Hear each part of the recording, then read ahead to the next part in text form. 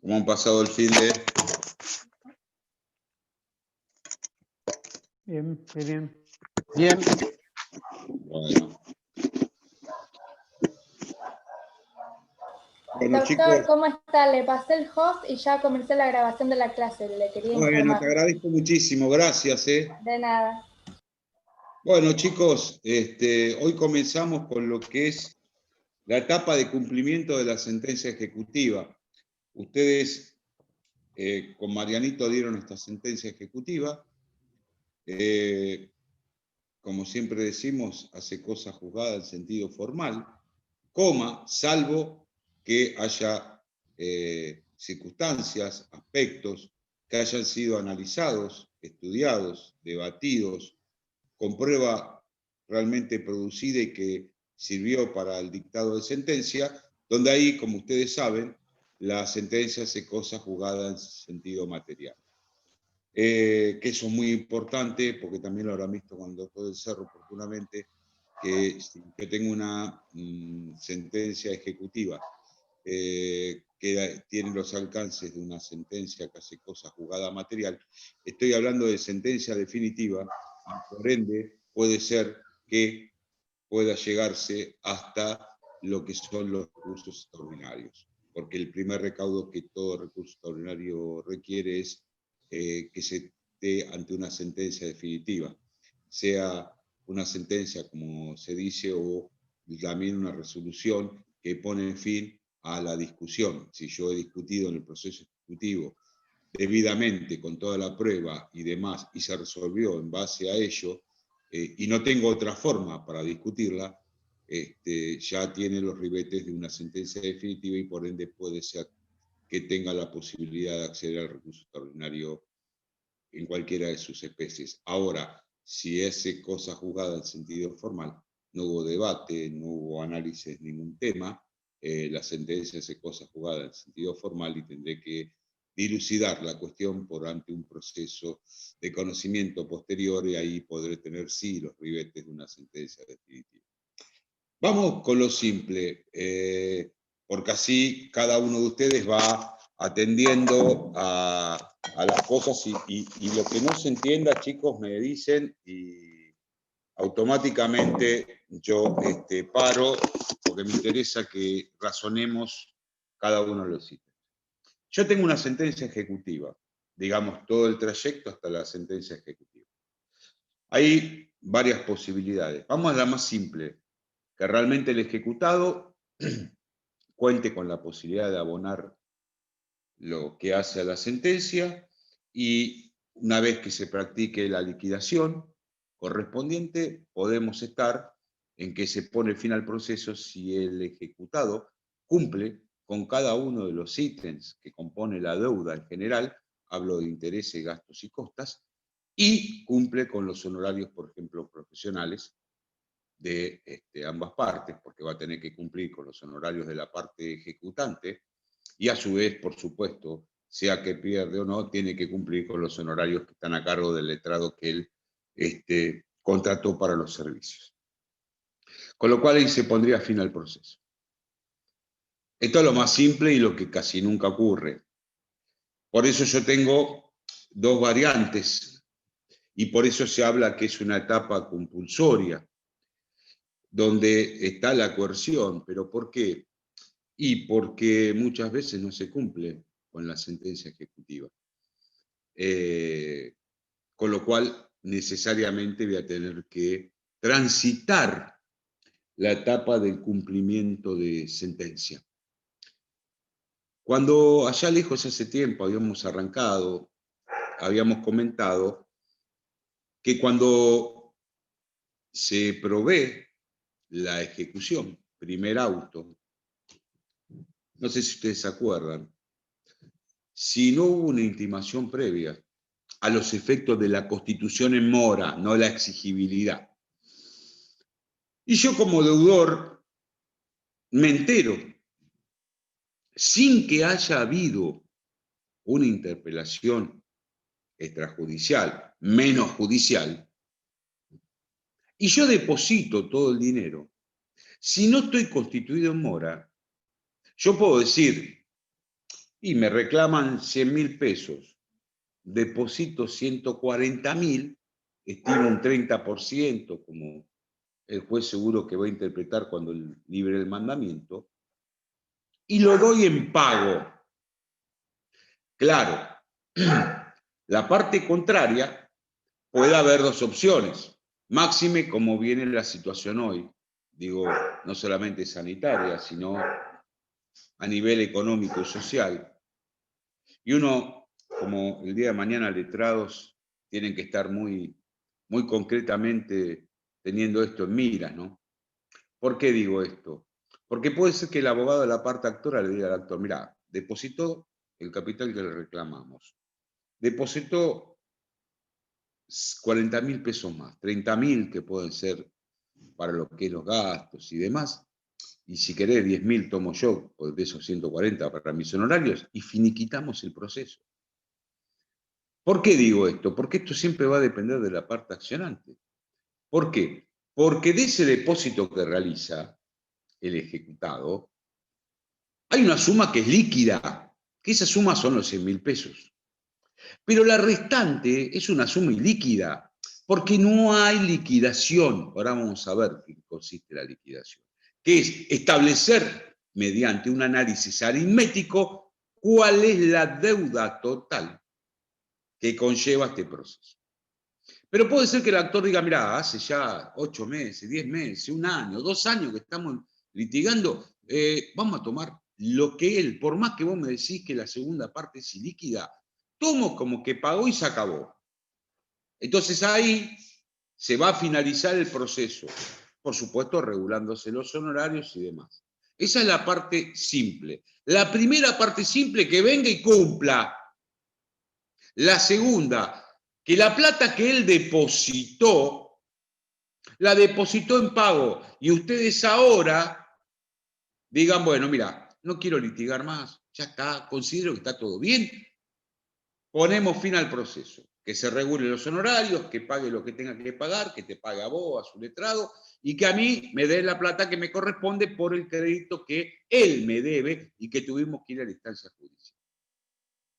La segunda opción que habíamos hablado dentro de esto antes de la intimación de pago, dijimos, momento, yo no voy a depositar para dar en pago este monto de 130.000 pesos, sino que lo voy a dar a embargo. Es decir, no es pago, sino embargo. ¿Por qué? Porque yo entiendo como ejecutado a través de las defensas que voy a plantear que me asiste razón a mí, no al ejecutante. Entonces yo se lo deposito a embargo. Si después se me desestiman mis defensas y se manda a llevar adelante la ejecución, ya hay un monto sobre el cual él podrá ejercer su derecho a percibir el crédito y los honorarios. Entonces, partiendo de esa tesis, que es la primera que analizamos cuando no se llevaba aún a cabo la intimación de pago, vamos ya a este punto donde hay sentencia. Si hay una suma que yo di en pago como ejecutado antes del mandamiento o en el acto mismo del mandamiento, deberá ser la parte accionante que considere que está saldada. Comúnmente le va a decir, discúlpeme, pero usted está depositando una suma y no tenemos claramente lo que se debe, porque hay que agregarle al capital que dice la sentencia, los intereses que estableció la sentencia y las costas del proceso. Muy bien. Lo mismo pasa si yo di la suma a embargo y no a pago. Va a ser este momento donde podremos destildar si alcanza o no alcanza, pero siempre, chicos, hay que, en este caso, practicar una liquidación, porque la liquidación es lo que aritméticamente me va a dar concretamente lo que el deudor está debiendo a partir del proceso judicial y la sentencia que se dictó. En primer lugar, vamos a ver si hay sumas depositadas. ¿Y por qué sumas depositadas? O bien, o la dio en pago, o la dio a embargo, como habíamos dicho, o una tercera. No dio ninguna suma, ni a pago ni a embargo. Pero el ejecutante tendiendo a lo que es la medida cautelar, que es garantizar en la oportunidad de la sentencia el cobro, dijo, él trabaja en Camusi, que se le traba el embargo sobre los haberes que percibe, o tiene una cuenta corriente sobre los fondos que existan en esa cuenta corriente, o percibe cánones locativos, él es locador, que se le traba embargo sobre los cánones locativos que él va a percibir. Y entonces, con una cuenta abierta a nombre de autos, sea que yo ejecutado deposite como pago, deposite a embargo, o el ejecutante pide una medida cautelar de embargo sobre fondos, siempre va a ser una cuenta única, abierta a nombre de los autos y a la orden del juez que interviene en la causa.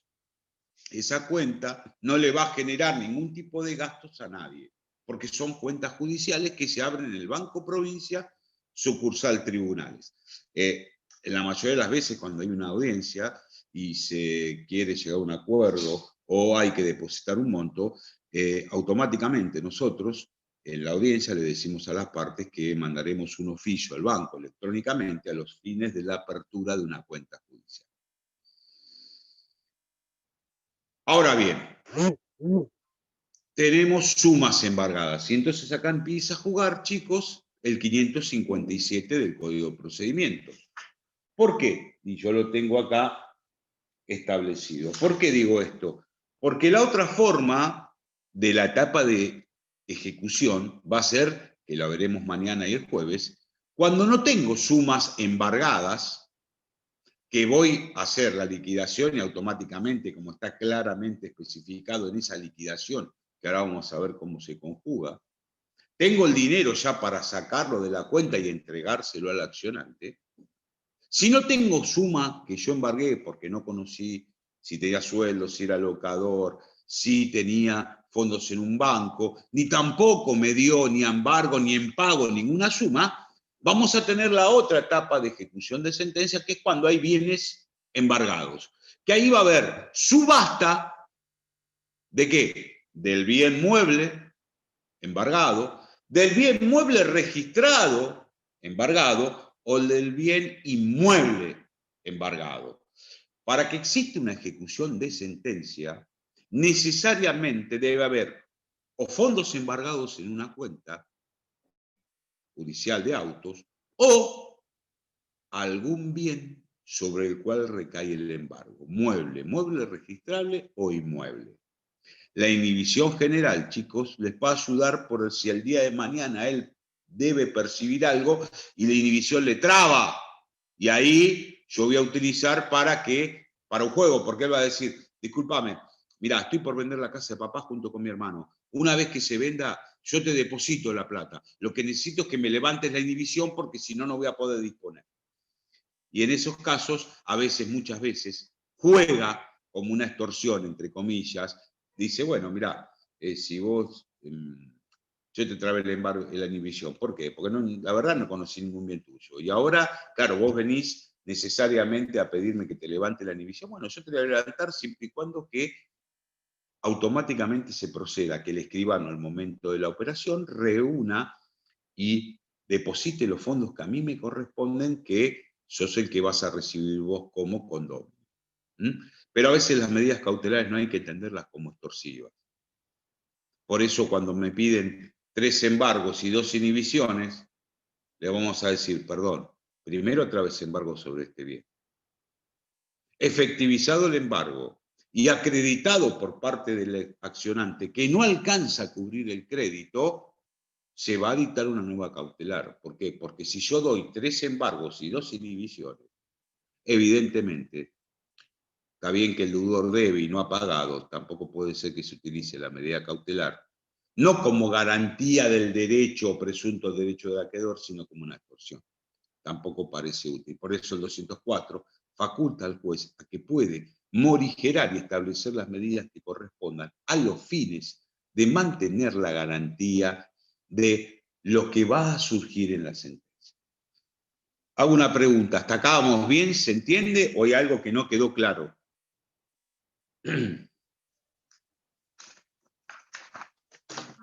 Perfecto. Chicos, Perfecto, hasta acá doctor. vamos bien. Por Perfecto. favor, ustedes me paran las veces que sea necesario. Porque esto, lo importante es que ustedes entiendan. Comúnmente, la forma más rápida de poder hacerse de lo que sentenció, lo que se da en la sentencia, el recupero del crédito, es cuando hay fondos depositados.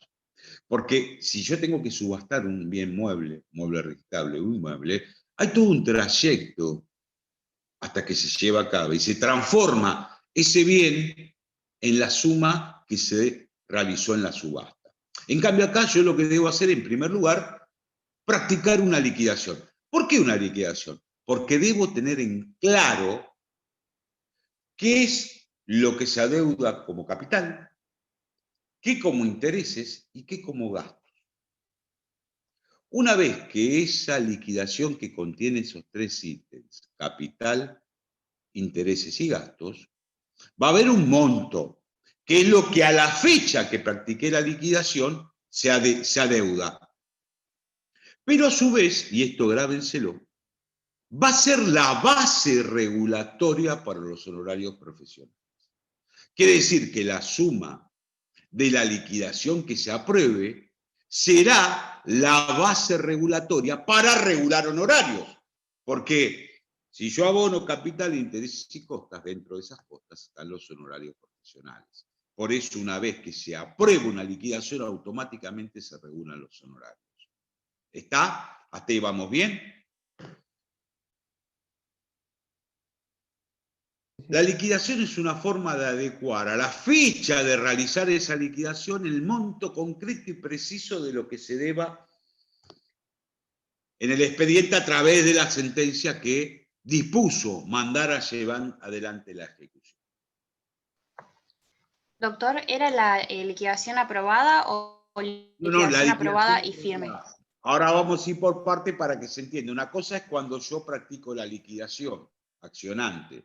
Si no la practico yo y se me intimó a que la practique, le estoy dando la posibilidad al ejecutado para que la practique él. Así que el ejecutante siempre, una vez que tiene la sentencia y que quede firme y consentida, ahí recién puedo practicar la liquidación. Les comento algo.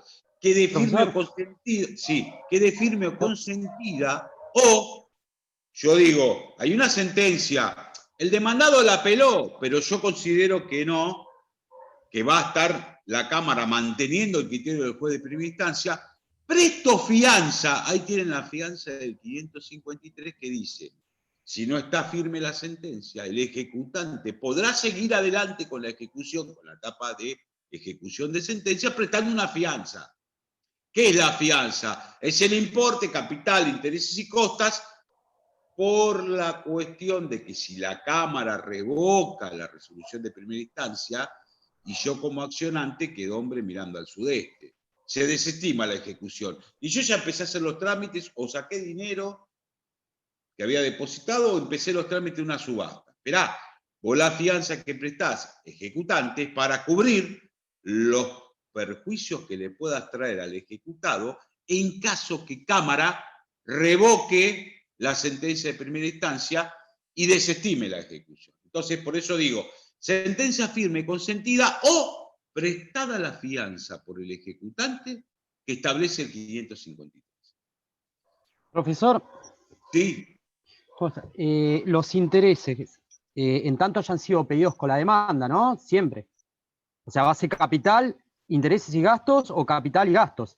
Porque si el demandante no pidió intereses con la demanda, ¿no se liquidan o no? Mirá, eso es algo muy importante. Que no sé quién preguntó, perdón. Luciano Orozco. Sí. Voy a ver si me puedo meter en la computadora, porque no tengo demasiado sonido en la computadora, pero así los veo y me parece que es más importante para que me vean todos. Veo la pantalla completa. Mirá, comúnmente, mirá lo que nos pasó. Esperá que estoy viendo a ver cuál es el número. Un segundito, chicos, pero no quería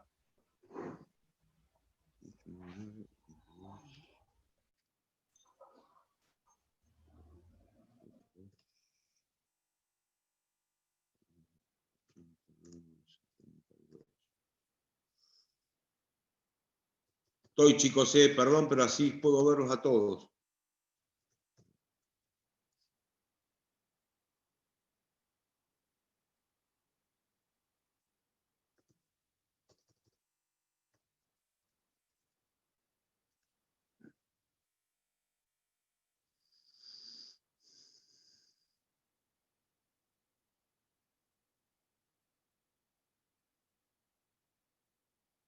Ahora sí.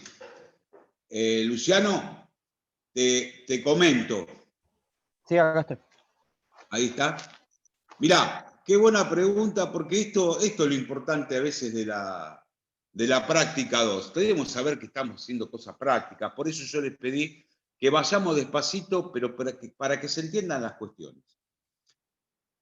Mirá, ¿qué pasa si yo inicio una demanda y no pido los intereses? ¿Qué les parece a ustedes? Hagamos un debate. ¿Qué les parece? Yo no pido intereses. Me los devoré. Por el principio de congruencia no lo pueden otorgar. El juez no los puede otorgar. Tal cual, es inconstitucional. Claro, ahí hay un tema importante porque vos hablaste del principio de congruencia, la alumna que te ayudó en esto. Mirá, casualmente ustedes saben, lástima que no sé si tenemos tiempo, yo le vengo probando a José, porque es muy importante que ustedes sepan que una vez recibidos, hoy por hoy está el sistema de la oralidad en los procesos civiles y comerciales. Y lo más importante, que se acaban los juicios largos. Esto a la gente le viene muy bien, porque es un servicio de justicia adecuado. Es decir, se acabaron los juicios 5, 6, 10 años. Acá, habiendo 2 audiencias, la preliminar y después la de vista de causa, donde en ambas tiene que estar el juez presente, y hay un dato más importante. El juez deja de ser director, pasa a ser administrador del escaso tiempo de los procesos. Y el juez empieza a ser clave porque va a estar en todas las audiencias, en las 2 que hay. Y la gente dice, pero, usted es el juez. La verdad nunca me hubiese imaginado que me iba a enfrentar con el juez estando en una audiencia. Y en una de estas audiencias, un expediente de daños y perjuicios muy delicado, donde había daños muy importantes, no solamente para el damnificado, sino también repercutía mucho en la familia. En la audiencia preliminar no dijimos nada, pero cuando inicié la audiencia de vista de causa, se graban, eso también es importante, la vista de causa se graba, con lo cual el juez al momento de sentenciar pone el CD y va a ver claramente nuevamente al testigo y todo lo que dice el testigo. Antes se escribía en el expediente, los viejos tiempos con máquina de escribir, hoy se hacía con la computadora, pero quedaba impresa y muchas veces las tomaba, de hecho, un empleado y no captaba. Hoy por hoy yo puedo ver lo que dicen porque lo queda grabado. Pero como antes de la audiencia de vista de causa, el momento donde uno vuelve a pedir a las partes si hay idea de una conciliación, hasta ese momento de la vista de causa no se graba. Se va a grabar una vez que diga, no, mire, esperemos que salga la sentencia, nosotros no tenemos ganas de arreglar, ni tampoco a ningún ofrecimiento. En ese momento yo me acerqué, estábamos en la sala, con el doctor Furundarena le dije a la letrada, mire doctora, yo le quiero ser claro, usted no pidió intereses. Bueno, no, doctor, discúlpeme, pero pedí las costas. Sí, pero las costas son los gastos del proceso. Y es más, las costas también involucran, además de los gastos, aquellos gastos que son y que deben ser abonados por la contraria. En el caso también los honorarios. Entonces, si usted no lo pidió, la costa no hace a los intereses. Y se quedó, bueno, no sé, llegó el momento de dictado de sentencia, chicos. Y fue un tema que hablamos con Mariano, digo, ¿sabes qué pasa? También me parece que, muy bien por ahí dijeron, el tema del principio de congruencia y que es inconstitucional. Ojo, hay fallo de corte y de nuestra Cámara que dice lo contrario, que sin perjuicio de que no se haya solicitado, deberá estarse a lo que es en sí el caso concreto y de estar de acuerdo, sobre todo en la implicancia que importa el tema de los intereses, corresponde que el juez, pese a no solicitarlo la parte, establezca el interés. Y uno siempre quiere hacer una cuestión clara, precisa y de un adecuado servicio de justicia. Y en ese momento fijamos, como era daños y perjuicios, la tasa que se aplica desde la Corte, porque ustedes sepan que hoy por hoy es la tasa pasiva VIP, porque es una tasa un poco más superior a la tasa pasiva. Y tomando en consideración las constancias del expediente, la forma de actuar de las partes, y que realmente era digno de tomar en consideración los intereses, nosotros, pese a no solicitarse, le fijamos intereses, por supuesto, los intereses dictados en la sentencia correspondiente. No había tasa legal, menos convencional, porque era un ilícito, y se fijó una tasa judicial. Me parece que eso es reparador. ¿Y la otra parte no lo puede recurrir? Bueno, está apelada la sentencia. No solamente por los intereses, sino también porque uno hizo lugar a la demanda, por supuesto no el monto que solicitaban, pero sí estaban comprobado el ilícito, o sea, el cuasi delito, y los daños que sufrió la persona en ese accidente, que eran bastante delicados y graves. Por eso digo, yo no tildo de inconstitucional, lo que sí digo, estoy con ustedes, que si yo no solicité los intereses, es como que hace la petición, y si no lo peticioné, se rompería el criterio de congruencia. También hay que ver que uno al momento de dictar una sentencia tiene que mantener un principio que es el de razonabilidad y de acceso a la justicia y justicia integral. Por eso, previo a adentrarme en el tema de los intereses, yo hice un esbozo, si puedo voy a alcanzárselos para que vean por qué consideré equilibrado, justo al momento de sentenciar, fijar intereses. Pese a que la letrada tampoco tenía en claro, porque en ese momento me dijo que ella había pedido costa. Yo dije, no estoy hablando de costa, pero estoy hablando de los intereses, que usted en la demanda no lo solicitó. Por eso también reafirmo, para que el día de mañana ustedes la tengan muy, muy en pie, eso de que capital, intereses y costas. ¿Está? No sé si fue la respuesta que se esperaba, pero sí comparto que si yo no pido intereses, no está dentro de la petición, pero hay casos, y cada caso concreto hay que analizarlo, porque también hay que dictar una sentencia que tenga realmente los principios que hace a todo el derecho, que es la razonabilidad y un equilibrio en la justicia.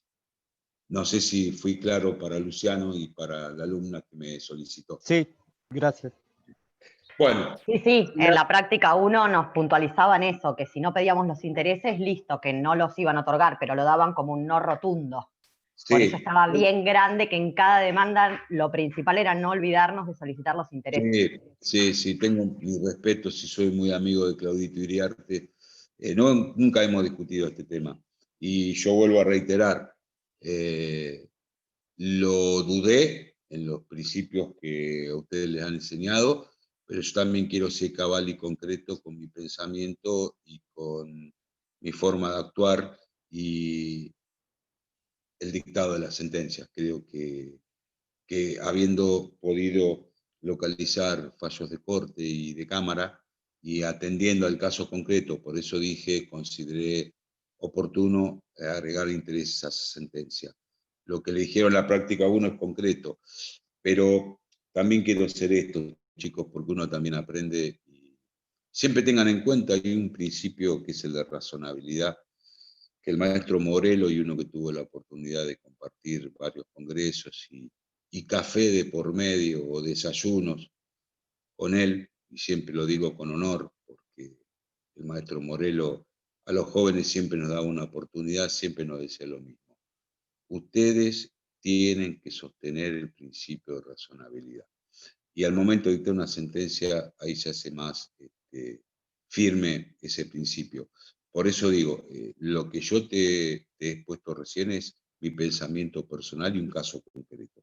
Por eso dije, en cada caso deberá verse.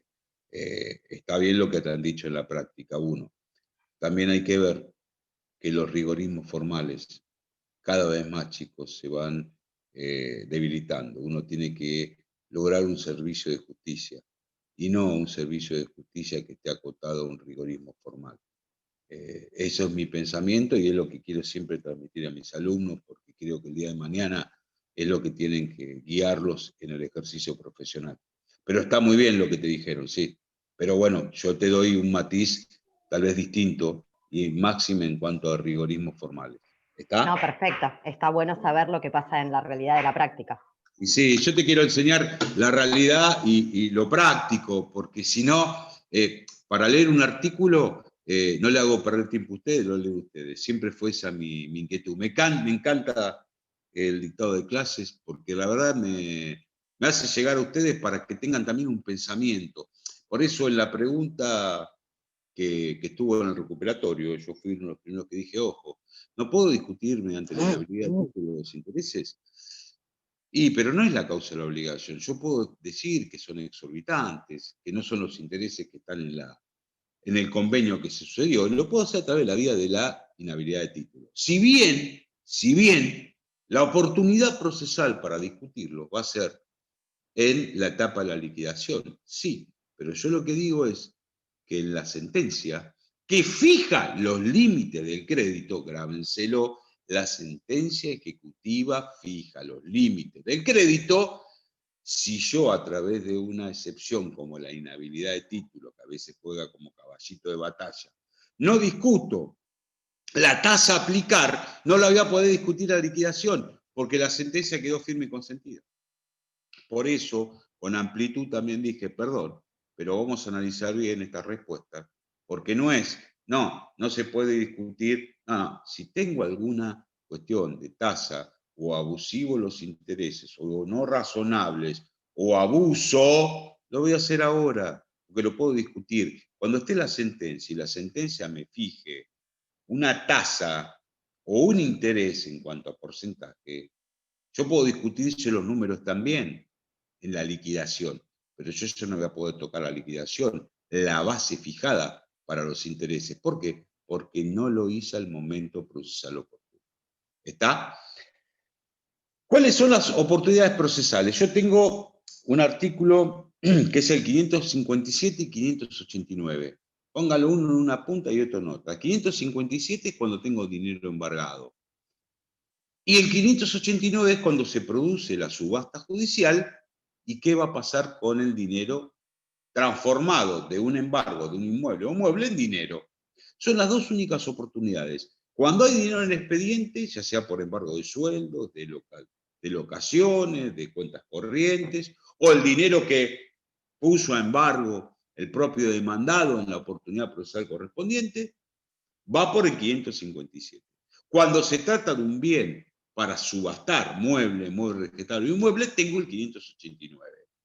¿Por qué digo esto? Porque muchas veces, hoy ya casi no, pero se hace, ¿qué solía hacer el acreedor?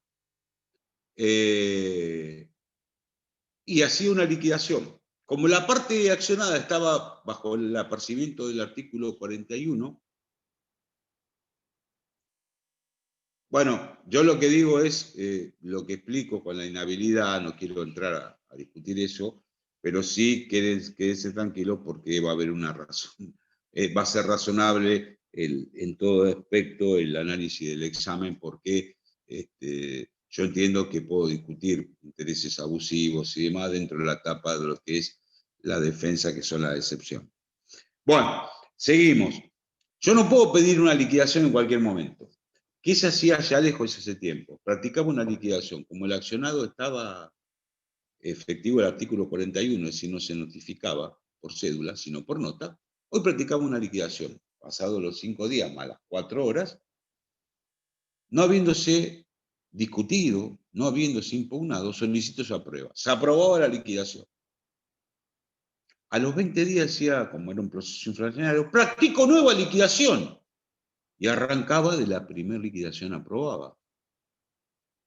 Y otra vez, entonces, una pelotita de tenis se transformó en una bola de nieve gigante, porque como el otro no cuestionaba, porque no se presentaba, yo practicaba liquidación todas las semanas. Y eso es un anatocismo y capitalización de intereses. Con lo cual, yo tengo dos oportunidades. O hay dinero embargado, y es la oportunidad para practicar la liquidación, y una vez aprobada y regulados los honorarios, vamos sacando lo que corresponde, o en el 589 cuando se subasta el bien embargado.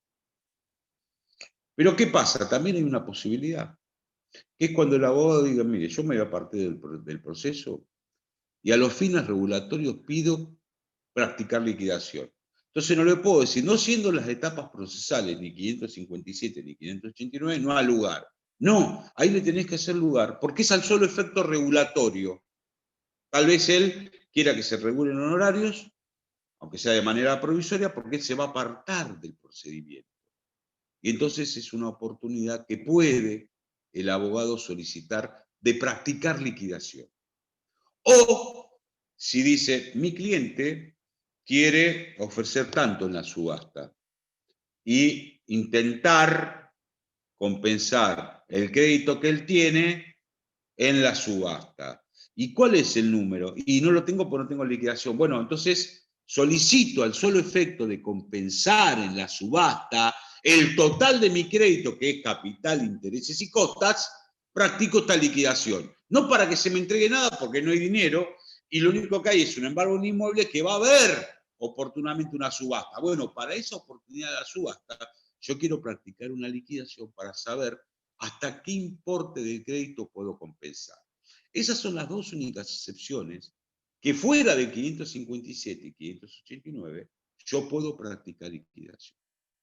Si no son esas dos excepciones, lamentablemente la única oportunidad es la del 557, dinero embargado, o 589, a partir de que se subastó un inmueble. ¿Está? Pero le tengo que decir las cosas claras, que también hay dos excepciones. ¿Puedes repetir la última que no me quedó claro? Claro, si vos decís, mi cliente tiene una sentencia por 1 millón de pesos, más intereses a la tasa activa del Banco de la Nación, más costas. ¿Vos sabés hasta dónde podés compensar? ¿Qué es 1 millón? No, 1 millón más intereses, más costas.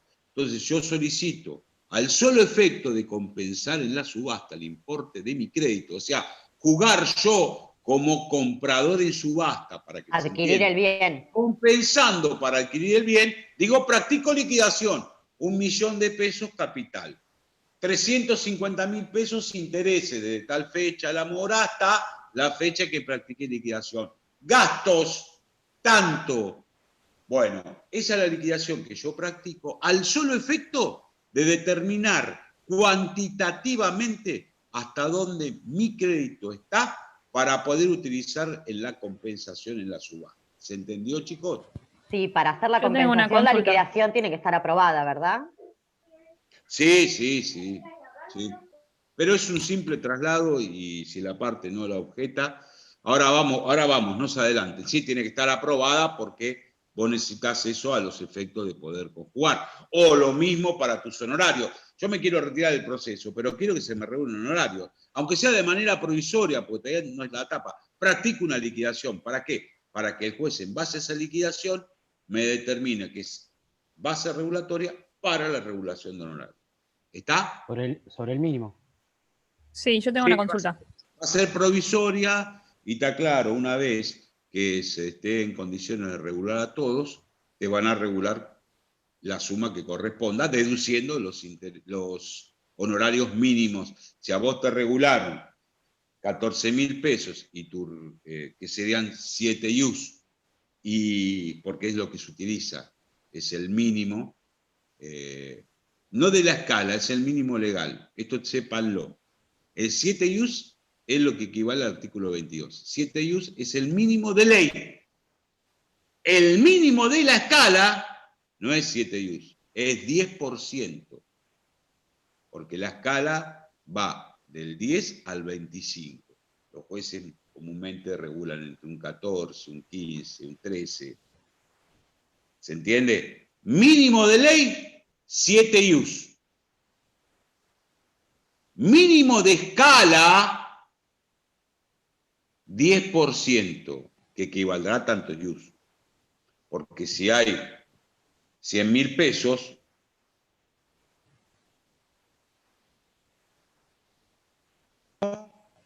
a 25.000 máximo. Esas son las alícuotas, del 10 al 25. Si se regula a un 12, serían 12.000 pesos. ¿Se entiende? Que equivale a 7 IUs, más o menos. Poco más. Porque también, ahora, tras que éramos poco, parió la abuela. Si yo considero que el juez regula por debajo del mínimo, puede estar incursionando en una actitud que puede ser llevada hasta un jury de enjuiciamiento.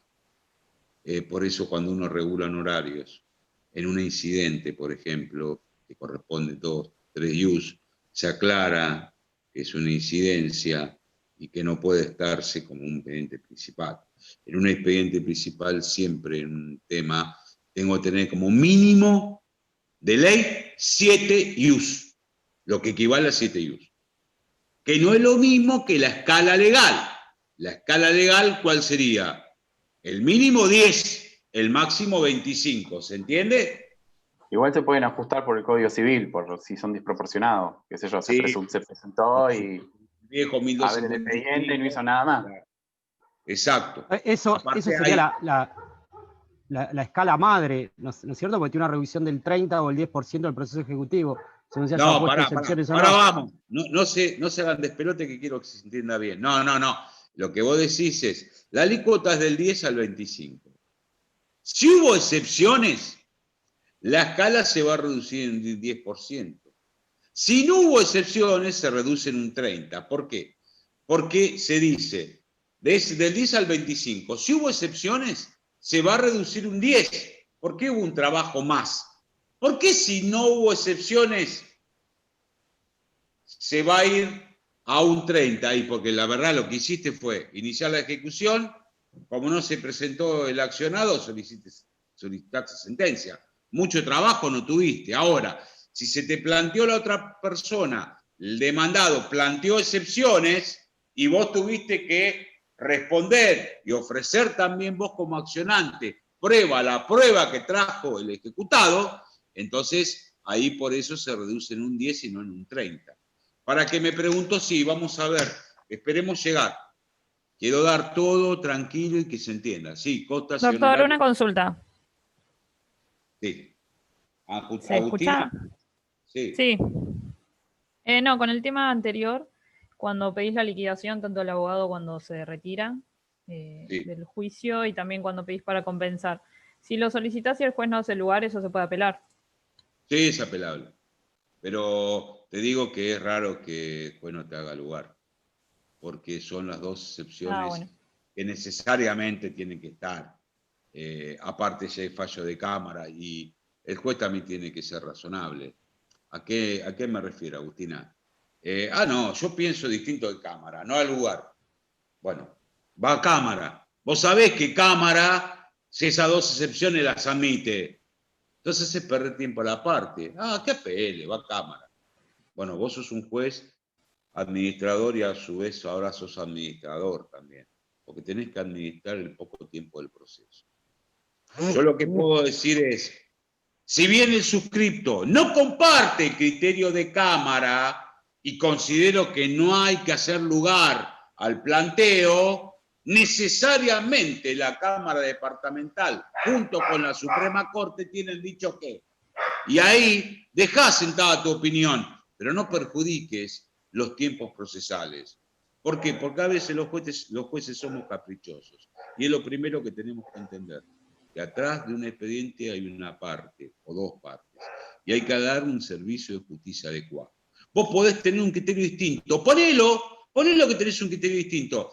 Pero vos sabés que tu criterio no es el compartido ni por la Corte ni por la Cámara. Entonces, ¿para qué vas a hacer ir un expediente a la Cámara a perder entre 6 o un año, 6 meses, un año, para que digan, su señoría, es la tercera vez que le estamos diciendo que... Entonces, ya hay cosas que uno tiene que saber entender en beneficio del proceso. ¿Está? Sí, gracias. Bien. ¿Qué es lo que comprende la liquidación? En primer lugar, capital. ¿Cuál es el capital, chicos? Y el capital que dictó la sentencia. 100.000 pesos. Ese es el capital. Intereses. Y el monto reclamado no tiene nada que ver, en principio, que dicen, si yo reclamo 1 millón, los honorarios son por lo que dicta la sentencia, no por el monto del reclamo inicial. No, pero esperá. Si yo tengo una sentencia firme o consentida, es el monto de capital, es el monto de la sentencia. Sí, o pudiste reclamar 1 millón de pesos, pero el juez en la sentencia te dijo que eran 100.000 pesos. Entonces van por 100.000 pesos. Bien. No. El capital es, por eso digo, la sentencia me fija los límites del crédito. Capital es el capital que surge de la sentencia. No lo que vos reclamaste. Vos reclamaste 120.000. Y el juez dijo, mirá, el título es ejecutivo y demás, pero acá hay intereses que no van, con lo cual, que formaban parte del capital. El capital de sentencia de 100.000, punto. Entonces yo tengo que estar capital, el que surge de la sentencia. La sentencia me fija los límites del crédito. Esto lo habrá explicado Mariano Furundarena, es clarísimo eso. Intereses. ¿Qué intereses vamos a ver? Ustedes saben que yo tengo el 767 y 768 y 769 del Código Civil y Comercial. A mí me habla de intereses compensatorios, moratorios y punitorios. Los intereses compensatorios es la obligación, puede ser intereses, son los válidos los que se han convenido entre acreedor y deudor. Si no fue acordado por las partes ni las leyes, la tasa compensatoria va a ser fijada por los jueces. Yo lo que tengo que tener siempre en cuenta, chicos, es, primero, los intereses convencionales, lo que las partes pudieron tener en cuenta. Che, acá no convinieron intereses. Bueno, vamos a ver, ¿hay alguna tasa legal? Y claro, como era un cheque, es la tasa que fija la ley de cheques, que es la tasa activa del Banco de la Nación Argentina. Tasa legal. Y si yo voy y veo que no hay intereses convenidos ni hay una tasa legal, como muchas veces ocurre con la deuda de cuenta corriente bancaria, y ahí va a ser el juez el que fije una tasa adecuada. Los intereses moratorios, a partir de la mora, por lo que acuerden las leyes, por lo que establezcan las partes, o por las que determine el Banco Central. Y después tengo los punitorios, que se rigen por lo que comúnmente se dice de cláusula penal, muchas veces donde las partes digan, si no pagan tiempo, será un retardo como cláusula penal del 3% diario. Que eso después también puede ser discutido en el proceso ejecutivo con antelación a la sentencia. Cada título, la mayoría de las veces ustedes verán que no todos los títulos tienen el mismo interés. ¿El cheque qué interés tiene? Tocado, hundido, agua. Tipo bancario corriente, del lugar de pago. Es la tasa activa del Banco de la Nación Argentina, chicos, lo dice los artículos 41 y 42 de la ley. El pagaré lo establece el decreto ley en su artículo 52 y 53 y deja salvo cuando es pagadero a la vista la posibilidad en el artículo 5 del decreto que se establezca un interés por las partes. Muchas veces en lo que es el pagaré a la vista se suelen ver que han fijado las partes un interés. El saldo de cuenta deudor de certificado de deudor de cuenta corriente bancaria. Bueno, ahí tenemos un tema, porque si yo voy a lo que establece el 1381 y 1398, no me fijo una tasa. Y acá hay una cuestión, porque muchas veces tampoco aparece mencionada en el certificado, pero dice, no, pero está en el contrato, sí, pero el certificado de saldo de cuenta corriente bancaria es un título completo, claro, preciso, que no necesita de un contrato, pero muchas veces, por eso muchas veces lo que establecían ahí, y es que había que estar a lo que establezca el Banco Nación de la República Argentina. Pero fíjense que también muchas veces los jueces utilizamos la posibilidad de previo el dictado de sentencia que la parte actora acompañe el contrato, porque en ese contrato se establecieron intereses y queremos determinar si esos intereses corresponden o no corresponden a una realidad concreta y patente. Lo mismo pasa con lo que es el tema de la tarjeta de crédito. La ley de tarjeta de crédito a mí me establece en los artículos 16 y 18 un límite de los intereses compensatorios o financieros que será no superar en más del 25% la tasa del emisor que aplique, lo mismo con respecto a la aplicada por la institución bancaria. Quiere decir que a mí me está poniendo la propia ley de tarjeta de crédito un límite que es no más del 50% de la tasa aplicada. En el caso de expensas, yo tengo que estar a lo que dice el reglamento. Cuando veamos, ustedes ya han visto el certificado de expensas, pero cuando veamos propiedad horizontal, ahora también lo vamos a tener bien en claro. El reglamento es la ley para las partes.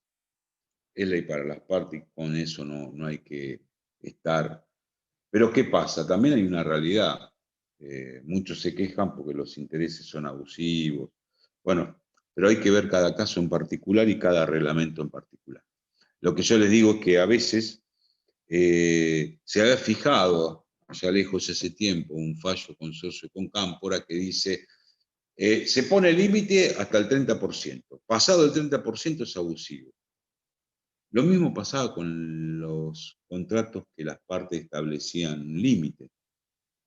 Hasta que en el año 2011, la Cámara Departamental, en un fallo plenario, Metz con Citibank, dijo: los jueces no son los que deben aplicar o crear el derecho. Y en el 2011 había una situación económica también, no tanto como esta, pero muy especial.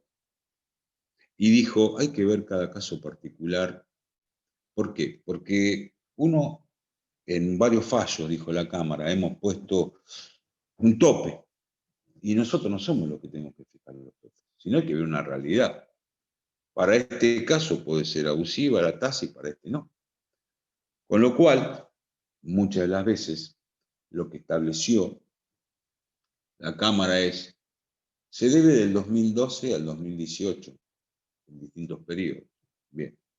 Hasta el 2014, 2015, va a estar esta tasa, que es la tasa que fija el Banco Central para las operaciones que se dan en todos los bancos.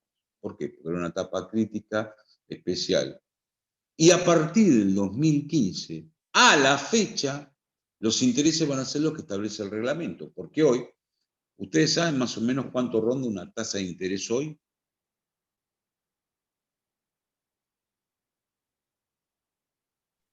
No. No. No. En unos decía, a ver, el 36% porque era de carácter alimentario, en el caso de las expensas, había un fallo que vimos en la primera parte. Sí, pero eso fue lejos de hace tiempo. Hoy, chicos, ¿cuánto está la tasa? La tasa... 50 por 51, la que te toma el banco, en dice algunos usted. casos está en 58, 60. Sí. Entonces, si se fijó una tasa de un 4%, no podemos decir que sea abusiva, porque las expensas deben ser abonadas, porque hace a la vida consorcial. Si no se pagan las expensas, el consorcio no puede vivir. No sé si se entiende. Entonces hay que ver la importancia que reviste la expensa para que, comúnmente muchas veces nosotros utilizamos distintas tasas que están en el 48, 49, 52, y decimos, bueno, la tasa del 55 no está tan alejada, por lo tanto mantenemos la tasa que ha sido fijada. Sí, Metz con Citibank. Ese fallo Metz lo que hizo, dijo la Cámara, basta de topes, que 24%, que 30%, que 40%. Los jueces no estamos para poner topes, sino ver las realidades. Y cada juez debe ajustar a la deuda que le traen cuál será la mejor tasa de interés a aplicar y de considerar que es abusivo, exponerlo, y después en la liquidación, a partir de esa conclusión del juez que podrá morigerarlos al momento de la liquidación, los podrá liquidar.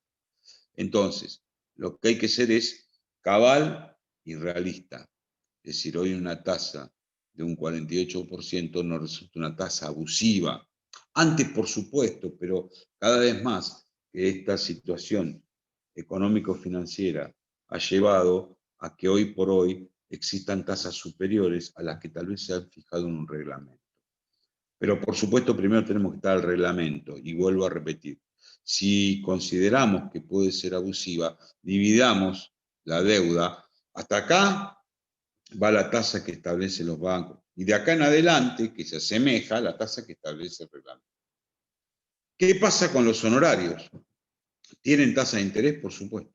La propia ley 14.967, en el artículo 54, establece claramente que los intereses pueden ser o los reclamos con más el 12% anual, o la otra solución que me ha dado la Corte y la propia ley es, los hago, si están fijados en el IUS, en curso de moneda correspondiente, con más el interés previsto en el artículo 552 del Código Civil y Comercial, que es una tasa de interés equivalente a la más alta que cobran los bancos a sus clientes. Esta tasa es una tasa en descubierto, en cuenta corriente, es una tasa activa, por lo tanto dependerá de ustedes.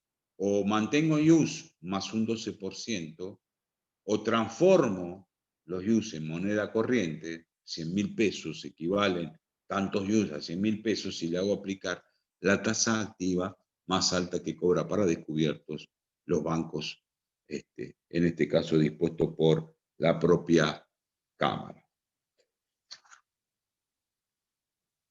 ¿Qué es lo que yo tengo que tomar en consideración? Entonces, el capital, que es el capital de sentencia, los intereses. ¿Qué intereses? Los intereses que fueron fijados en la sentencia. Vuelvo a repetir por enésima vez. La sentencia me fija los límites del crédito. Con lo cual, yo tengo que calcular desde cuándo operó la mora hasta el momento en que estoy practicando la liquidación. Y acá lo que yo decía, el 771 del Código Civil y Comercial a mí me da la pauta para morigerar los intereses. Fíjense que dice, los jueces pueden reducir los intereses cuando la tasa fijada o el resultado que provoque la capitalización de intereses exceda sin justificación y de manera desproporcionada el costo medio del dinero.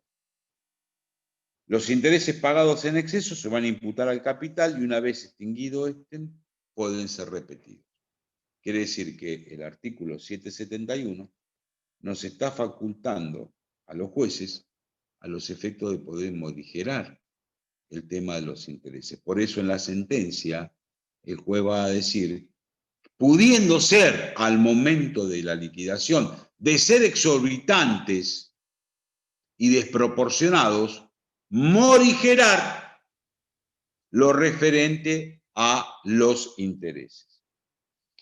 Fíjense que la inflación anual del año 2019 fue de un 54%, la que llevamos hasta ahora es casi de un 48%.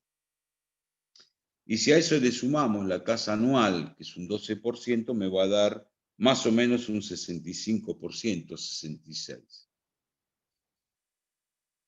Si una tasa que yo pacté con mi contraparte en un 120%, puedo llegar a decir que esa tasa es excesiva, porque yo sumando la tasa que se da para el año 2019 y la que va a ser el 2020 más el 12% anual, llega a un 70% casi. Y lo que fijaron las partes es un 115%. Entonces ahí sí el juez va a poder morigerar esa tasa de interés, diciéndolo en la sentencia, porque va a ser el punto para después poder modificar. ¿Quedó claro esto, chicos? ¿Qué es? Sí. Una consulta, pero al revés. Porque ahí estaba mirando un fallo que, por ejemplo, no se actualiza el reglamento y la tasa de interés queda muy por debajo. Y, por ejemplo, es del 1%, entonces en este caso sería al revés. Ahí no pueden hacer nada. No, vas a estar a la tasa que fije el reglamento. ¿Qué es lo Sí que o podés? sí, por más que quede, que no sea, digamos, equitativo con la realidad económica. Sí, pero vos podés poner de realce que si bien el interés pactado es un interés establecido por las partes en ese contrato, que es ley para ellos, atendiendo a la realidad de la necesariedad que importan las expensas, considerás que un interés saludable para que el crédito de expensas siga siendo lo necesario para subvenir las necesidades del consorcio que hacen a la vida consorcial, establecer una tasa media que es la del 60.5% o 61%, 58%, que surge de cada una de las tasas de interés que fijan los bancos a partir de lo establecido por el Banco Central de la República Argentina, tomando en consideración una tasa promedio de la de los distintos bancos. Que eso en la sentencia lo tenés que decir. Ahora, si nada dice la parte, vas a tener que fijar el interés que está establecido en el reglamento. Okay. Si tal vez el juez no hace lugar a eso, vas a tener que convocar una asamblea para modificar, como muchas veces está haciendo, para adecuar un reglamento a la vida consorcial de hoy, porque hoy ya dejó de ser una regla matemática. Che, ¿quién va a ser el contador? Y el contador es Carlito, que sabe que siempre fue tenedor de libros y ahora se jubiló. No es contador, pero puede ser. Bueno, pero esperá, porque hoy por hoy ya estamos hablando de mega consorcios. Ya no es una cuenta como si fuera el de una verdulería. Con lo cual, ¿por qué? Porque hay responsabilidades, hay cuestiones más que asegurar, hay responsabilidades. Con lo cual, también hay que ver cómo se maneja el consorcio, y hoy ya hay mega consorcios. Sería importante ver la posibilidad de modificar lo que ahí se establece, porque si no es no abusivo, sino que es desproporcionado con el interés que debe aplicársele a las expensas devengadas, porque hacen a la vida consorcial. Vos muy bien lo dijiste, que es el sistema al revés, no es abusivo, pero sí desproporcionado, porque con Sí, ese porque monto... si no me terminaría conviniendo pagar las expensas, dejarlas vencer y Sí, dejar pasar el tiempo. sí. Ahí también hay una responsabilidad de consorcial, porque vos como consorcio tenés que tener, perdón, como consorcista tenés que tener muy en claro que si vos no pagás, estás cargando la expensa en otros, y sabés que el consorcio, si no le ingresa dinero por esa manera que es la comúnmente llamada expensa, están liquidados. ¿Se entiende? Sí, perfecto, gracias, doctor. ¿Qué incluye? Sí. No, una duda. Recién usted dijo que el juez podía decir en la sentencia que nada, que por ejemplo que ponía los intereses mayores a los del reglamento, pero podría el ejecutante en la misma demanda decir quiero reclamar intereses mayores a los del reglamento por las mismas causas que el juez podría decir en la sentencia.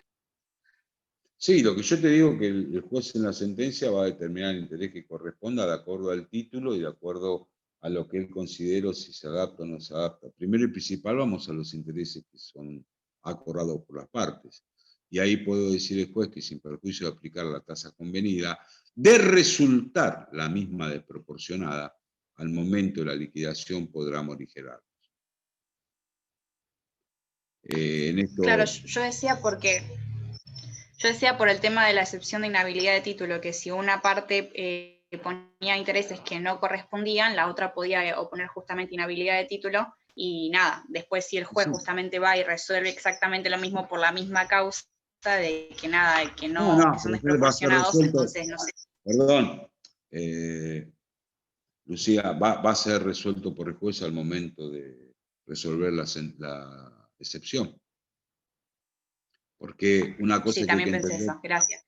una cosa que hay que entender es que no hay tres oportunidades. Es decir, cuando el juez dicta la resolución, haciendo lugar o no a la excepción, en la parte resolutiva, ¿por qué? Porque antes se decía, bueno, se desestima la excepción y obligaba a que venga el accionante y diga, su señoría, como usted desestimó la excepción, solicito sentencia ejecutiva. Entonces, lo que hay que hacer es resuelvo A, desestimar la ejecución, la excepción de inhabilidad de título. B, en consecuencia, mandar llevar adelante la ejecución. En el mismo acto resolutivo después tiene que mandar llevar adelante, perdón, hacer lugar o no la excepción y en consecuencia mandar llevar adelante la ejecución o no. Si él desestima la excepción, va a mandar llevar adelante la ejecución. Se la desestima en parte, va a ser mandar llevar la ejecución en parte. Si hace lugar a la excepción, va a desestimar la ejecución. No que después tenga que venir la parte a su señoría, usted resolvió la excepción, ahora dicte sentencia ejecutiva. No, en un mismo acto, no hay que hacer perder tiempo. ¿Está, Lucía? No sé si hasta acá van entendiendo, chicos. Lo otro que integran la liquidación son los gastos. ¿Y los gastos cuáles son? ¿Cuáles les parece que pueden ser gastos que yo puedo incursionar para cobrar a partir de la liquidación? ¿Qué gastos les parece? Aquellos que se hayan generado como consecuencia del proceso. Mira, ¿quién lo dijo eso? Luciano. Luciano, te hago una pregunta. ¿Del proceso o anterior o extrajudicialmente? Ahí me dejaste tranquilo porque me quedé preocupado cuando me dijiste los gastos del proceso. Ojo, y los que son anteriores, por ejemplo, una carta de documento, lo puedo incluir. Perdóname, Luciano, yo sabés que como soy jeringa y en mi trabajo, yo le pido la parte que me otorga un poder general. ¿Qué te parece? No, solamente un poder especial es el que podés incluir en una liquidación. Exactamente, un poder especial para ese juicio. Un poder general no realizada, no entra en la liquidación. Fíjense lo que entra. Yo pregunto, ustedes me dicen, a ver qué les parece. Vamos analizándolo. Che, yo pagué la tasa y sobretasa. ¿Va en la liquidación? No. ¿Alguien más? Sí, va, la tasa y sobretasa va. Lo que no va es la liquidación. Mauricio, ¿decís que va? Tasa y sobretasa, sí. Lo que no va es el anticipo. Sí, por supuesto, Luciano. Tienes razón. Tienes razón, Mauricio. Sobretasa, sí. Mirá, el proceso, pagué la tasa y sobretasa porque vos no me pagaste la deuda. Me obligaste a mí a iniciar el ejecutivo. Pagué tasa y sobretasa. ¿Qué? ¿Dos palabras? ¿Alpiste? ¿Perdiste? No. La tasa y sobretasa se la voy a cobrar. Pregunto, ¿el bono y el IUS? No, eso sí que no. No, profesor. No son a cargo del profesional. Son a cargo del letrado. Son obligaciones de jubilación. Está perfecto. ¿Por qué? Porque tanto el bono como el IUS hacen al profesional. Yo no puedo llevar ese gasto a la otra parte porque es un gasto profesional. Por eso, ustedes saben que allá lejos de hace tiempo se empezó a notificar por cédula. ¿Por qué? Porque se decía previamente deberá cumplir con el bono 8480 y el IUS provisional bajo apercibimiento de no dar curso a la ejecución. Notifíquese. 133 por nota. Claro, el abogado no cumplía nunca, la parte tampoco. Entonces vos le decías, no habiendo cumplimentado con el bono IUS, se tiene por resistida la acción. Hasta que la Cámara muy bien dijo, perdón, estamos sancionando a la parte por un deber del abogado. ¿Por qué es un deber del abogado? Entonces no va más el 133. Coma, notifíquese 135 por cédula para que la parte no tenga que sufrir las consecuencias de un mal manejo profesional. Porque quien debe cumplir es el profesional, no la parte, y se le hacía perder a la parte. Muy bien. Doctor, ¿le puedo hacer una consulta? Sí.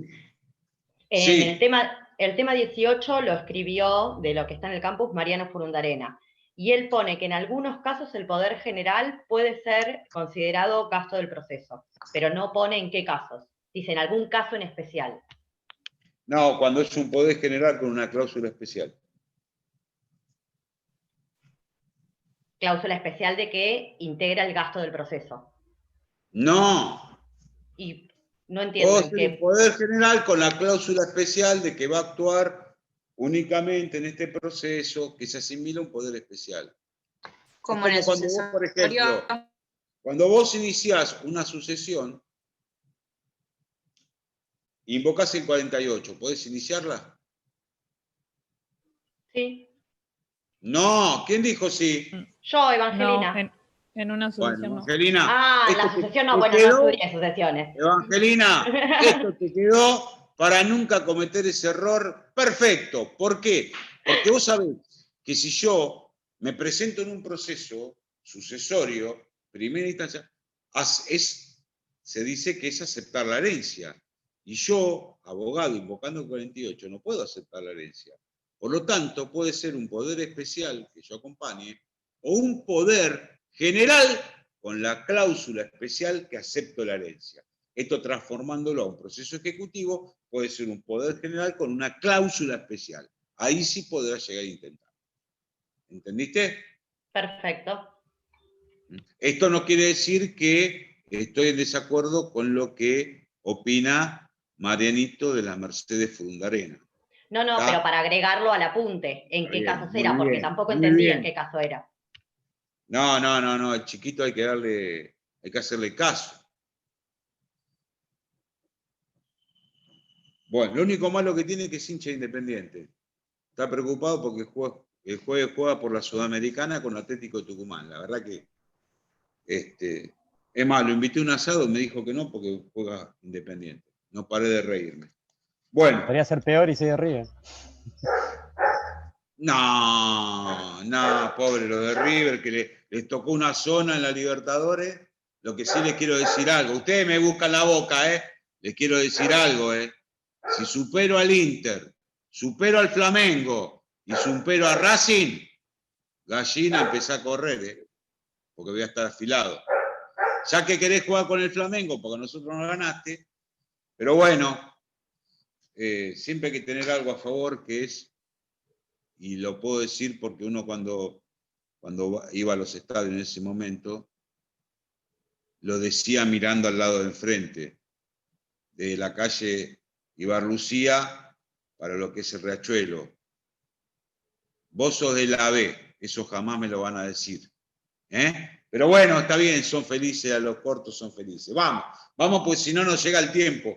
Y después el capitán del Cerro se pone mal pues no llegamos. Pero quédese tranquilo porque mañana y pasado también mañana y el jueves clase y vamos a terminar de bien su gasto.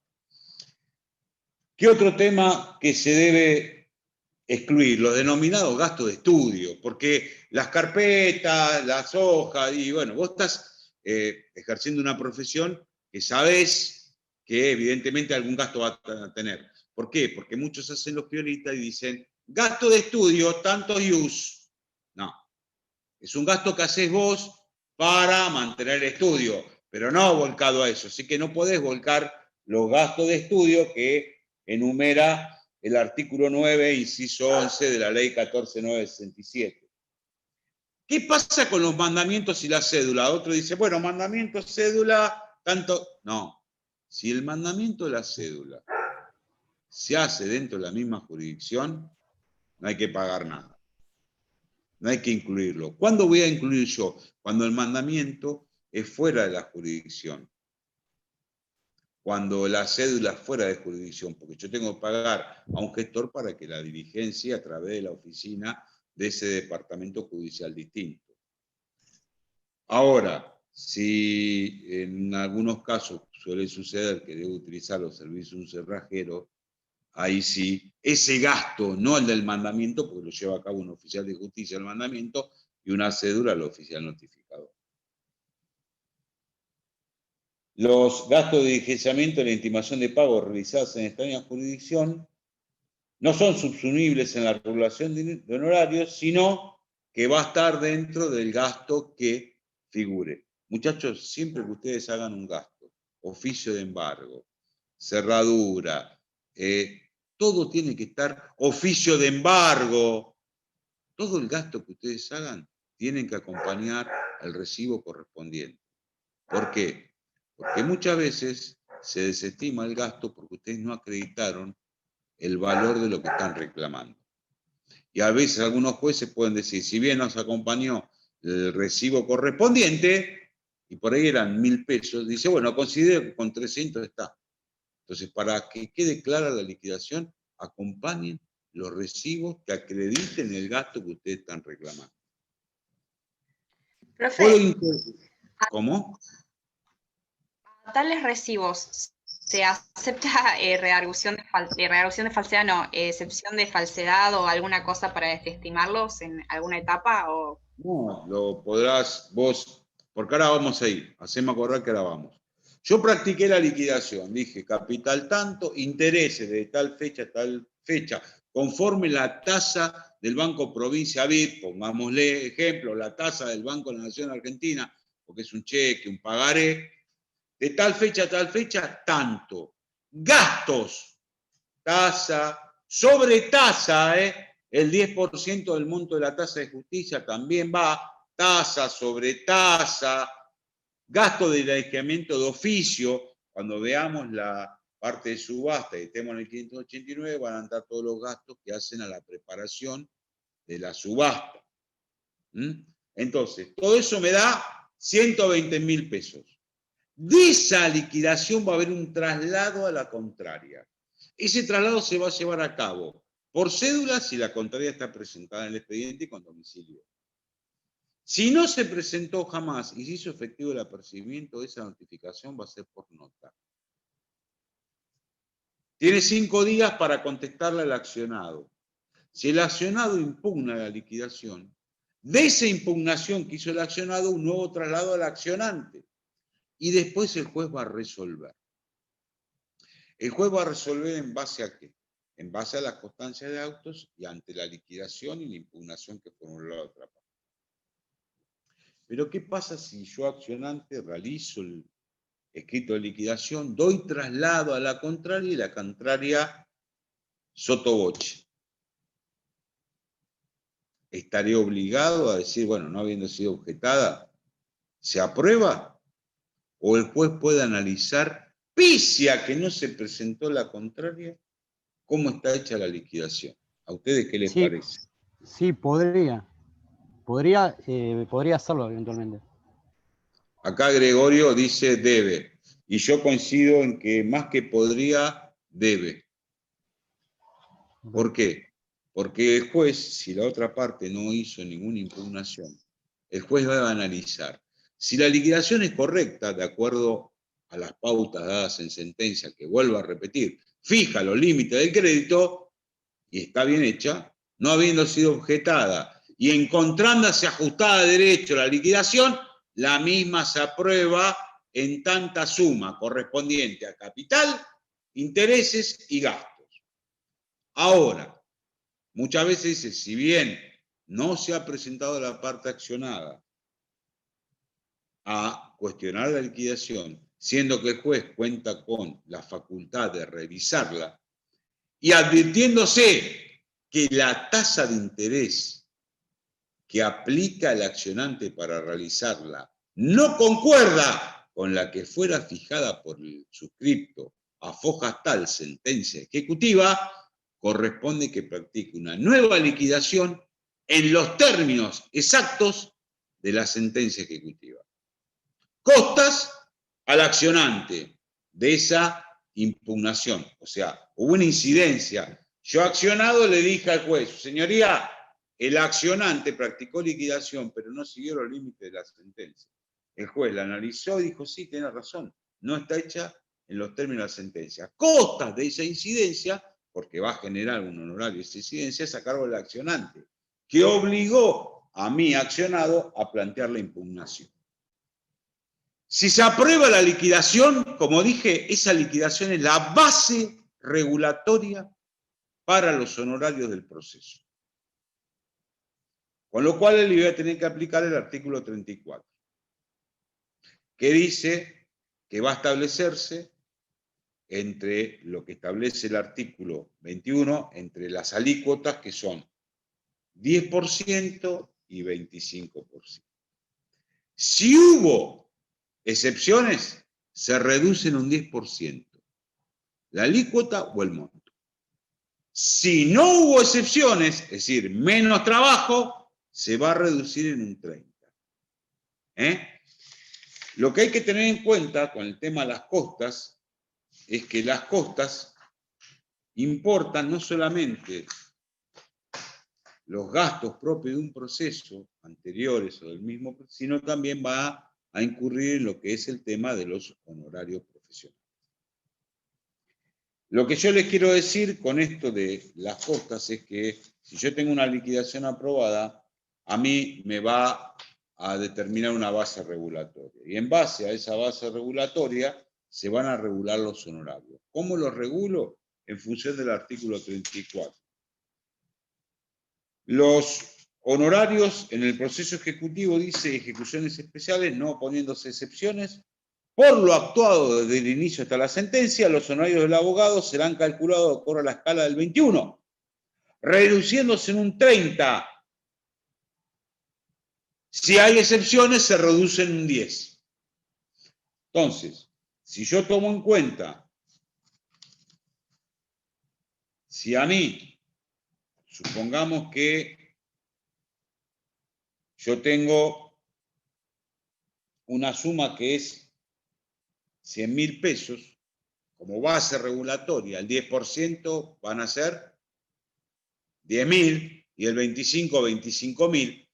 Si hubo excepciones, yo tengo que reducir un 10%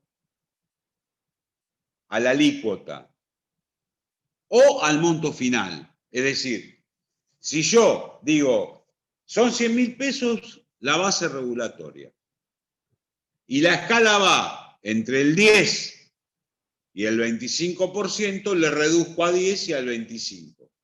Si le reduzco a 10, ¿cuánto me va a quedar?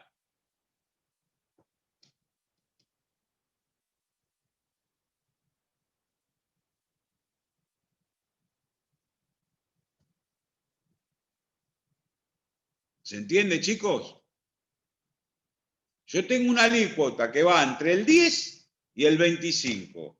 Yo sé que hubo excepciones, entonces voy a tener que reducir en un 10%. ¿Cuánto me quedaría?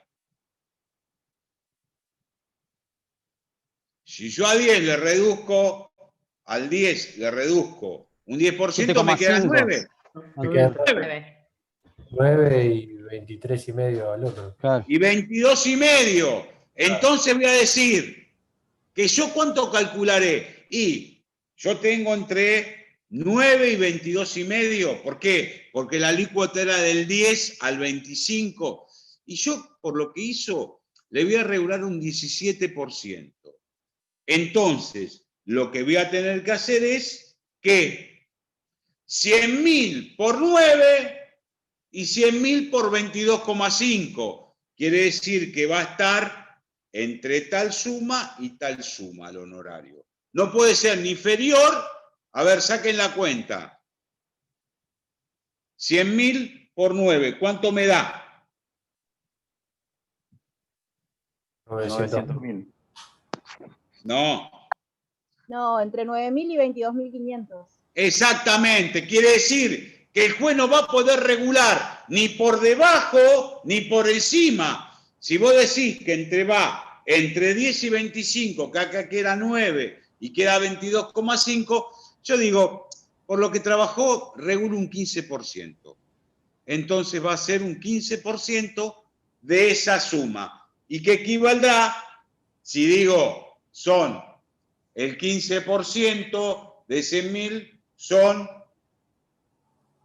15.000. Y calculo que serán más o menos, y el IUS está en 1.820, más o menos serán por lo menos 8 o 9 IUS. Pero nunca puedo regular por debajo de eso. Y el mínimo de ley son 7 IUS. Supónganse que diga, mire, señoría, arreglamos en tanto la suma por capital, intereses y costas y a mí me paga tanto de honorarios, un 7 IUS, que es encontrándose sujeto a derecho y acordada a derecho, se tiene por regulado en 7 IUS.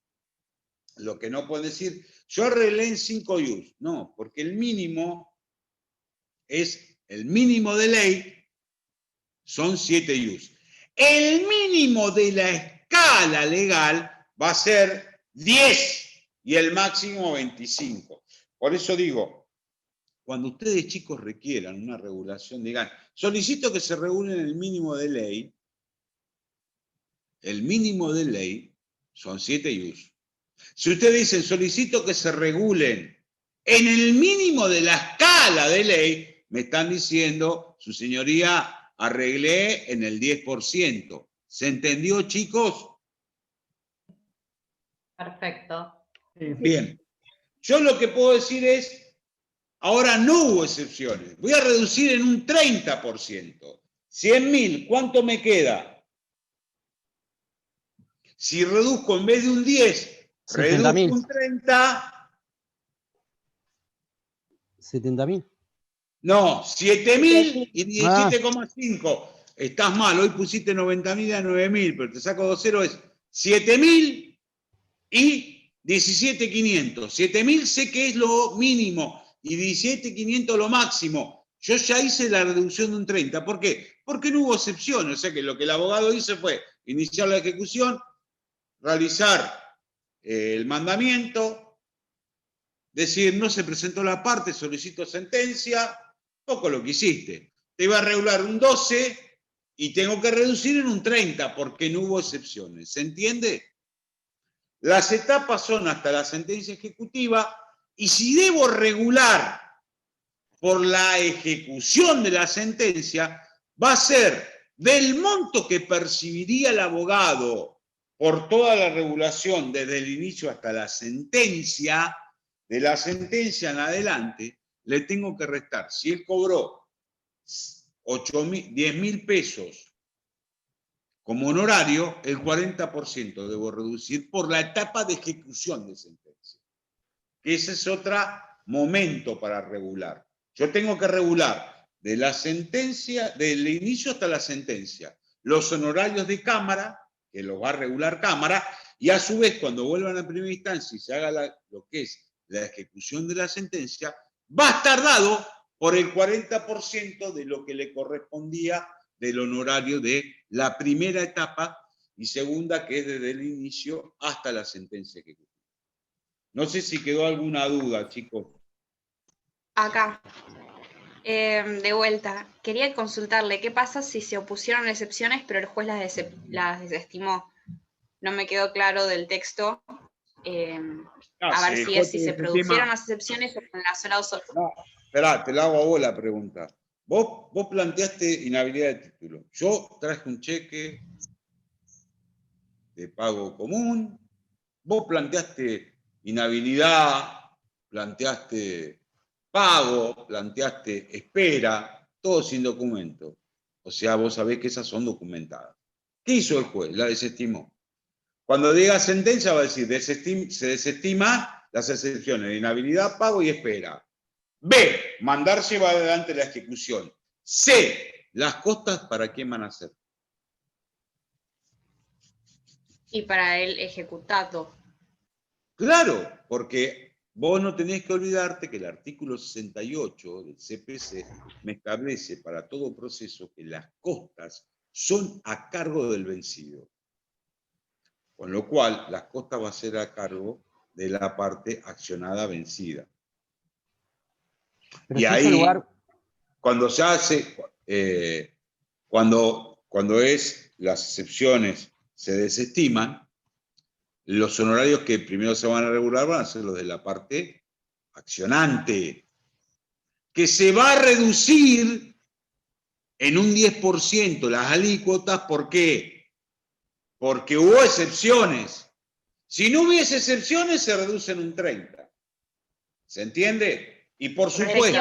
Excepciones aunque hayan sido desestimadas. Sí, claro, eso me a perfecto. vos lo que te dice el 34 es, si no hay excepciones, se reduce en un 30. Si hay excepciones, en un 10. No importa quién gane o no. Ahora, eso forma parte de las costas. Quien gana, las costas se imponen a la contraria. Ahora, te hago una consulta. Si se hace lugar al pago de manera parcial, no total, las costas por esa incidencia de excepción de pago van a ser en función del resultado. ¿Se entiende? Sí, eso Pero sí, siempre, claramente. Sí, no. claro, Como pero el una horario, prescripción. el monto va a estar dado Claro, siempre. sí. Si hubo excepciones, se va a reducir en un 10. Si no hubo excepciones, se reduce en un 30. ¿Qué pasa? Y me preguntaban, Claro. ¿y si desestiman la... ¿Qué me preguntó si desestimaban la ejecución? Yo misma. Esa fue mi Bueno, pregunta en realidad. Lucía, vos iniciaste una ejecución, perdón, la inicié yo la ejecución, con un pagaré trucho, inhábil por donde lo mires. Vos planteás la inhabilidad porque decís, es un pagaré, no tiene, a ver si te acordás, no tiene lugar de creación. ¿El pagaré es válido o no? No, me parece que no, que tenía. No, lugar de creación. No, el lugar de creación lo que te podía no tener era el lugar de pago, si no me equivoco, que ahí iba a ser el lugar de creación y fecha de pago, si no me equivoco. Quiere decir que el pagaré no tiene habilidad ejecutiva, porque si le falta el lugar de pago, tomo como lugar de pago el lugar de creación, quiere decir que es el 102. Hay que saberlo igual, ¿eh? Aprobamos, pero hay que saberlo eso. Bueno, no te lo olvidas nunca más, Lucía. Sí, cambiar también. Bueno, el juez dice, corresponde desestimar la ejecución. Las costas, ¿para quién son? Para el accionante. Costas al accionante, porque inició un proceso con un título que no era hábil ejecutivamente. Pregunto. Acá hubo excepciones, con lo cual los honorarios, estamos al momento de regular honorarios, se reducen un 10%. Del 10% y del 25% me va a quedar 9 y 22,5. El juez va a calcular el 15. Pregunto, yo ya me adelanté y les dije, si hubo excepciones, como hubo excepciones, se reduce en un 10. Pero ¿cuál va a ser el monto a considerar como base regulatoria? Porque ya les dije. Demanda. ¿Quién dijo? Demanda No, más Evangelina. intereses. Y los ¿Quién? intereses Pidió. también, Si los pidió, sí. Demanda más intereses. tal cual. Ahí No los zafá. gasto porque no hay.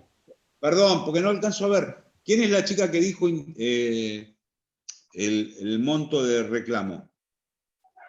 Evangelina, no pongo la cámara porque se me cae Zoom. No, Perdón. está bien. Evangelina, sobre el pucho, faltando 20 segundos, hiciste el gol y te salvó, porque ahí viniste a lo que dijiste de la práctica 1. ¿Por qué? Porque tus demás compañeros muy claros dijeron, ¿por qué? Por lo que vos decís, el 23 de la 8904 me decía monto reclamado, pero hoy el 23 de la 14967 me cambia el juego. ¿Por qué? Porque me dice monto reclamado más intereses. Ojo con esto, chicos. Hoy, en una demanda rechazada, la base regulatoria no es solamente la suma del monto reclamado, sino suma de monto reclamado más intereses. Y en base a lo que de ello se va a aplicar la alícuota del 10 al 25, pero reducida en un 10 porque hubo excepciones.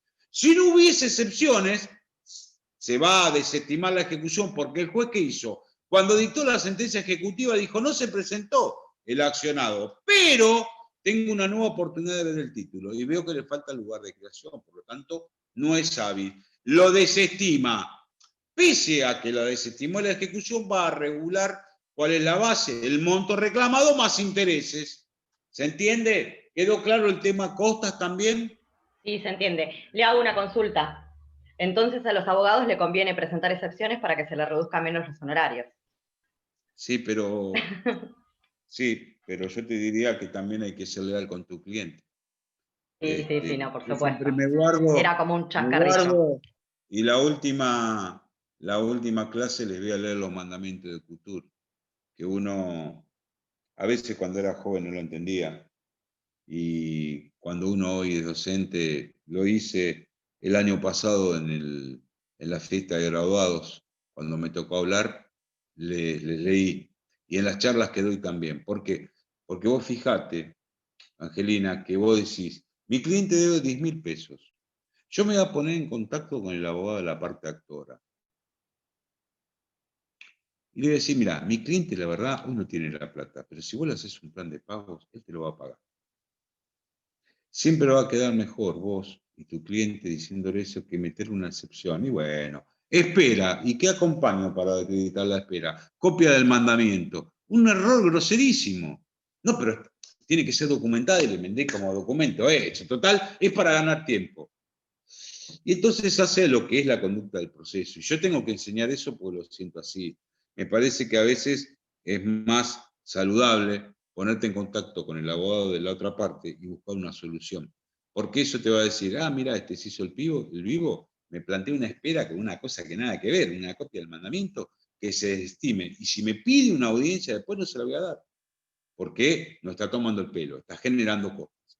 Entonces, yo me parece que... Además no está la multa. ¿Cómo? Además no está la multa que se podía imponer en caso de... Sí, no la multa que establece para la preparación de vía y demás, que es el 30%, pero sí la aplicación de una multa por la conducta en que incurrió. Chicos, una cosa, y con esto termino porque ya me estoy yendo del límite y no los quiero cansar. El Código de Procedimiento Civil y Comercial de Nación hoy tiene a la conducta de las partes como fuente del derecho y puede ser analizado por el juez al momento del dictado de la sentencia. Nuestro Código de Procedimiento, como todavía no ha sido reformado, salvo algunas cositas que, como ya nos tienen acostumbrados, modificó la caducidad, la subasta electrónica, no tenemos una reforma, pero se está aplicando y al momento de sentenciar también tomar la conducta de las partes como un elemento más a considerar. Por eso digo, a veces, como está bien, Angelina, fue un chacarrillo, pero me dio pie y te agradezco para comentar eso. Traten de buscar una solución a su cliente y que no sea más costosa. Chicos, profe, mañana arrancamos con subasta electrónica. Sí, yo no quiero cansarlos, las preguntas que quieran ustedes, no quiero cansarlos yo a ustedes. Pero mañana arrancamos con subasta electrónica, que ven, tienen la suerte, ya no más el martillero con el martillo y compañía, hoy ya tienen otro sentido. Por eso agradezcan el tiempo que les va a tocar ser abogados, porque hoy ya tienen Código Civil y Comercial, Ley de Defensa del Consumidor, subasta electrónica y presentación electrónica. Ustedes van a ser abogados Fórmula 1. Profe, dos preguntas puntuales. Cuando usted se refiere a la liquidación, ¿aquella liquidación que sea firme y consentida o liquidación aprobada? Y la segunda, base regulatoria. Si hay una liquidación, me viene barro, Luciano. Voy a hacer la liquidación, como te dije, capital, intereses, gastos. Suma total. Esa liquidación vos la vas a presentar. Sí. Si sos el accionante y no la presentaste, puede ser que la pueda hacer el ejecutado a tu costa.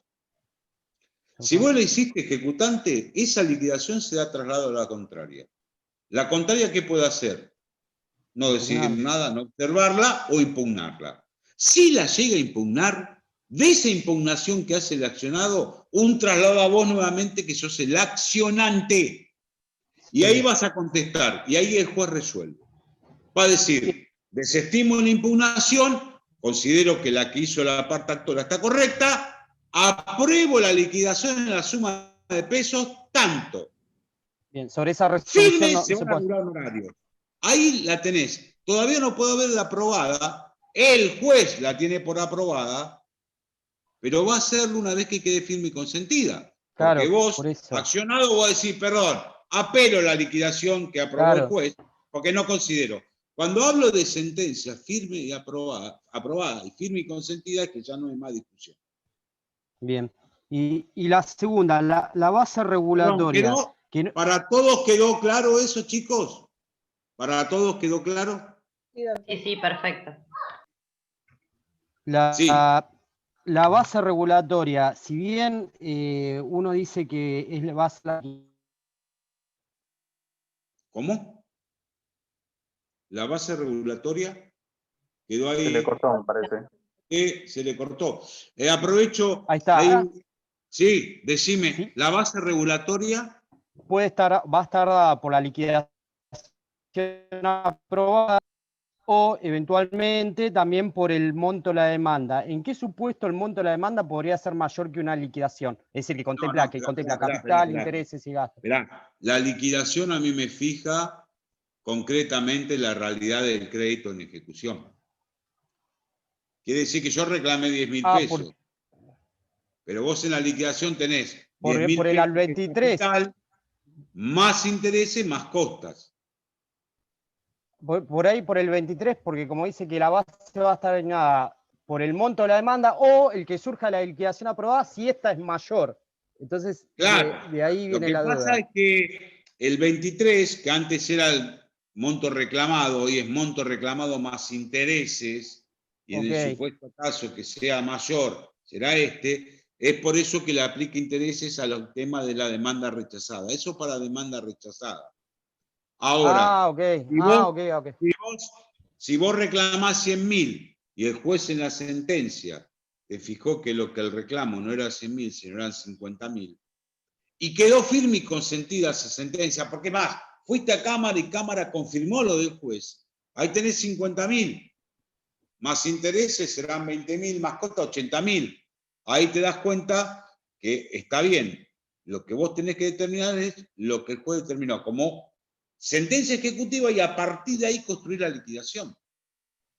Bien. La liquidación puede ser o no mayor a la suma reclamada. La suma reclamada, siempre lo que vos reclamás, lo que no significa que el juez va a hacer lugar a esa, como yo siempre le digo a la gente, hoy en los tiempos de pandemia y todo esto, la otra vez también había un reclamo de 2,5 millones de pesos.